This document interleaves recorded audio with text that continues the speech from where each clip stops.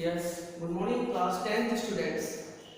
तो देखिए, कल जो मैंने आपको बताया था वो मैंने आपको रिएक्टिविटी ऑफ मेटल विद किसके बारे में बताया था?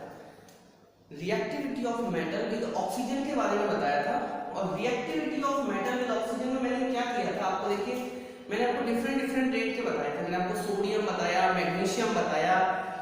लास्ट में जो मैंने आपको छोड़ा था वो था जिंक। ठीक है, ये जो जिंक होता है, जिंक जब ऑक्सीजन के साथ में रिएक्ट करता है, तो अगर जिंक को ऑक्सीजन के साथ में रिएक्ट करवाना है तो आपको स्ट्रॉन्ग हीटिंग देनी पड़ेगी। कैसे देनी पड़ेगी? Strong heating. कल मैंने आपको बताया था कि हर मेटल के बारे में आपको नहीं पढ़ना है, आपको सिर्फ उनके बारे में पढ़ना है जिनके बारे में क्वेश्चंस पूछे जाते हैं। Clear?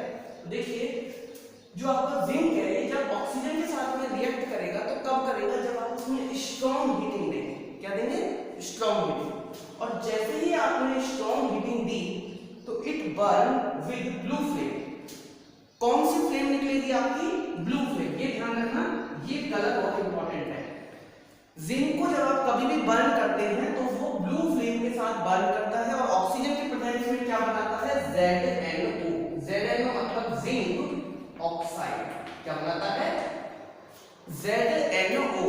ZnO means zinc oxide. ठीक है, इसके बाद में नेक्स्ट जो अपने पास है वो आयरन के बारे में अपन बात करते हैं। आयरन और कॉपर, आयरन एंड कॉपर, ये दोनों एक ऐसे मेटल हैं जो ऑक्सीजन के साथ में रिएक्ट नहीं करते हैं, ऑक्सीजन के साथ में बर्न नहीं होते हैं। मतलब रिएक्ट तो एक तरीके से कर जाएंगे, लेकिन ऑक्सीजन की प्रेजेंस में जब अपन इनको बर्न करेंगे तो बर्न नहीं होगा। देखिए, आयरन जो होगा वो ऑक्सीजन के साथ में जब स्ट्रॉन्ग हीट उसमें अपन देंगे, स्ट्रॉन्ग हीट देंगे तो Fe3O4 बनाएगा। Fe3O4 क्या है? जंग। ये जो है ये क्या है? रस्ट। क्या है? रस्ट, जिसे अपन बोलते हैं जंग लगना, वो है ये रस्ट, Fe3O4। क्लियर? अब क्या है, आपने स्ट्रॉन्ग हीट दिया तो नो बर्निंग, मतलब इसमें कोई जला नहीं है, आयरन जला नहीं है, ओनली आयरन से आयरन ऑक्साइड में कन्वर्ट हो गया। क्लियर? इसको अपन ने बोला है फेरिक ऑक्साइड, या इसको बोलिए अपन आयरन ऑक्साइड। क्लियर? अब क्या है, आयरन जो होता है वो तो ऑक्सीजन के साथ में रिएक्ट नहीं, ऑक्सीजन के साथ में रिएक्ट करता है, लेकिन वो नो बर्निंग मतलब जलता नहीं है आयरन। लेकिन अगर आप आयरन फिलिंग्स की बात करें, आयरन फिलिंग्स मतलब होता है आयरन के छोटे छोटे टुकड़े। जो आपका आयरन है, उस आयरन के जो छोटे छोटे टुकड़े हैं, छोटे छोटे जो टुकड़े हैं, उनको अपन क्या करेंगे? बर्न करेंगे, तो वो आपका बर्न होगा, बर्न वाइब्रेशनली। लेबोरेटरी में अगर आप बाई चांस किसी आयरन से कोई प्रैक्टिकल करना चाहते हैं जिसमें आप आयरन को बर्न करना चाहते हैं, जैसे मैंने आपको लैब में जिंक के ग्रेन्यूल्स को डलवाया था, क्या आपने जिंक का पूरा रॉड डाला था? नहीं, जिंक के ग्रेन्यूल्स मतलब छोटे छोटे चिप्स के जैसे टुकड़े, छिलके। ऐसे ही आयरन की फिलिंग भी मैंने डाली थी, आपको याद हो तो आयरन की फिलिंग भी मैंने डाली थी। आयरन के छोटे छोटे टुकड़े, उनको अगर आप बर्न करेंगे तो वो बर्न वाइब्रेशनली। वाइब्रेशनली का मींस कल भी बताया था, वाइब्रेशनली का मींस होता है बहुत ही फास्ट जलना, बहुत ही जल्दी जलना। क्लियर? इतना आ गया होगा समझ में? ये आयरन के बारे में पढ़ेंगे। देखिए, अपन एनसीईआरटी से ही पढ़ेंगे, एनसीईआरटी से ही रिलेटेड सारी चीजें ये चल रही है। क्लियर? नेक्स्ट देखिए, नेक्स्ट अपने पास है कि अपन ने अगर कॉपर लिया, अगर कॉपर को अपन ऑक्सीजन की प्रेजेंस में जलाते हैं तो भी क्या होता है? No burning. और आयरन को भी जलाते हैं ऑक्सीजन की प्रेजेंस में तो भी क्या होता है? No burning. लेकिन आयरन की फीलिंग्स को अपन यूज में लेके करते हैं। अब कॉपर को अगर अपन ने जलाया प्रीलॉन्ग का मतलब लंबे समय तक, प्रीलॉन्ग का मींस होता है लंबे समय तक अपन उसमें स्ट्रॉन्ग हीट देंगे। स्ट्रॉन्ग हीट मतलब कि बहुत ज्यादा हीट देंगे तो फिर भी वो नहीं जलेगा, फिर भी वो नहीं जलेगा। देखिए ना, आप कॉपर की जो वायर्स होती है, वो कॉपर की क्यों यूज में लेते हैं? क्योंकि कॉपर की वायर्स में से करंट फ्लो होता है, और करंट की वजह से कॉपर की वायर इतनी गर्म हो जाती है बहुत ज्यादा, लेकिन वो फिर भी आपका मेल्ट नहीं होती है कॉपर की वायर। जब आप कभी भी कॉपर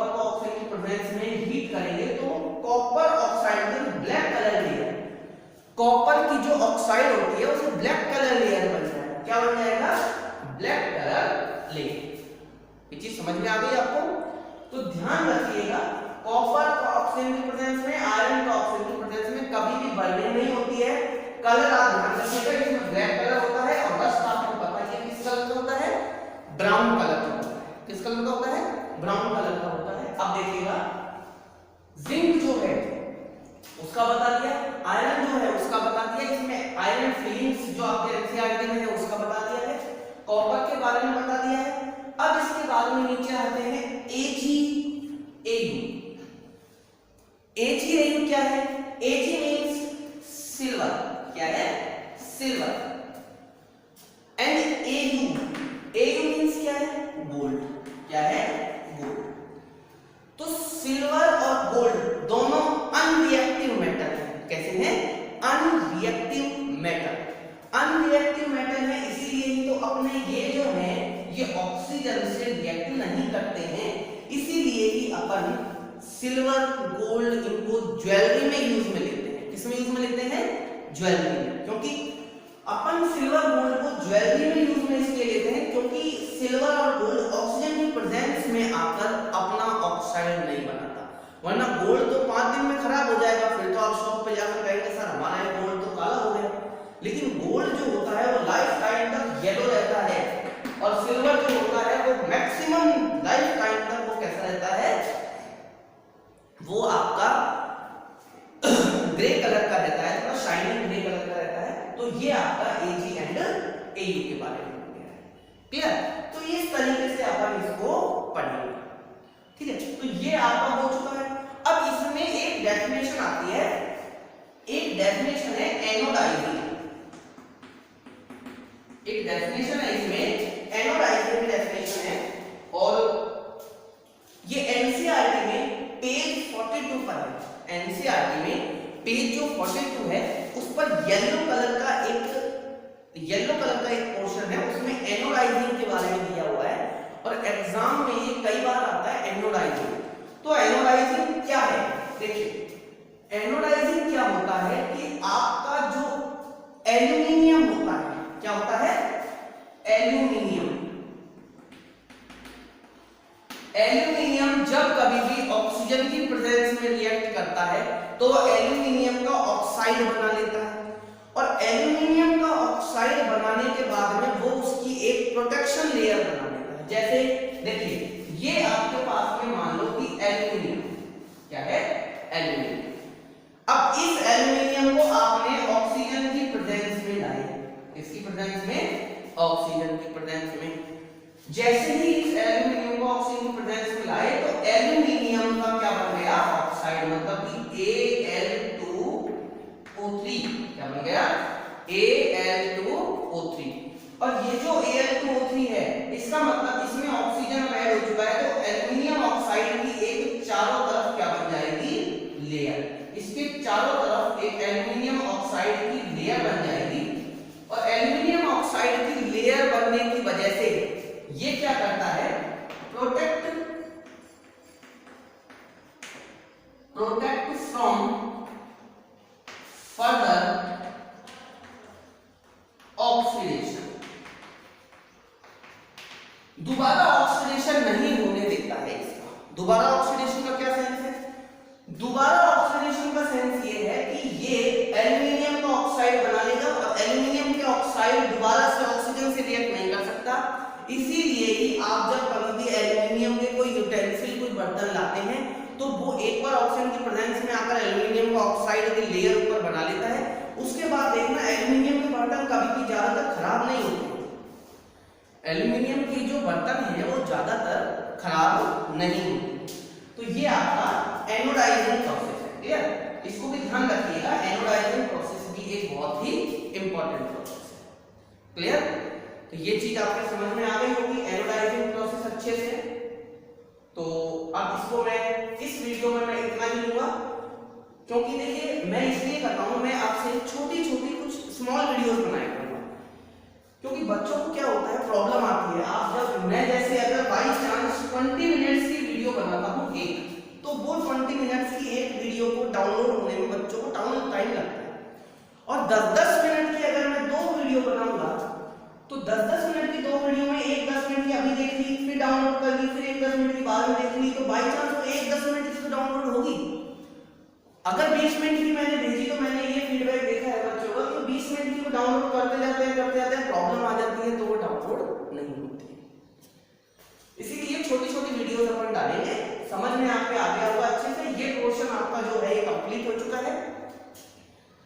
इसके बाद में जो नेक्स्ट टॉपिक अपन पढ़ेंगे वो नेक्स्ट टॉपिक अपने पास होगा रिएक्टिविटी सीरीज। देखिए रिएक्टिविटी सीरीज क्या होता है? रिएक्टिविटी सीरीज में क्या है, मेटल्स के रिएक्टिविटी बताएंगे ऐसे, जैसे A B C D E F G H. ये क्या है, मेटल्स है।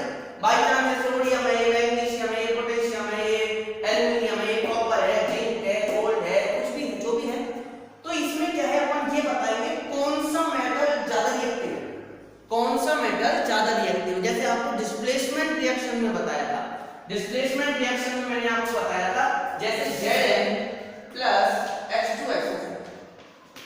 अब मैंने आपको क्या बताया था, अगर Zn हाइड्रोजन से ज्यादा रिएक्टिव है तब तो ये इधर आ जाएगा, अदरवाइज इधर नहीं आएगा। डिस्प्लेसमेंट रिएक्शन में मैंने आपको बताया था। तो इसी तरीके से अपन रिएक्टिविटी सीरीज पढ़ेंगे ना, तो रिएक्टिविटी सीरीज में ऊपर तो सोडियम मैग्नीशियम ये आएंगे, क्योंकि वो देखिए मैंने आपको कल बताया था सोडियम मैग्नीशियम जल्दी से रिएक्ट कर जाते हैं और आग लगा लेते हैं, कैच फायर, इसलिए वो किसमें रखते हैं, केरोसिन में। और नीचे क्या आएंगे, नीचे आएंगे आपके गोल्ड, सिल्वर, प्लैटिनम, क्योंकि इनके अपन ज्वेलरी बनाते हैं। क्यों बनाते हैं? क्योंकि ये अनरिएक्टिव है, ये रिएक्ट नहीं करते हैं, और रिएक्ट नहीं करेंगे तो ये खराब भी नहीं होगा। क्लियर? तो ये चीज है आपकी, इस चीज को आप अच्छे से देख ले।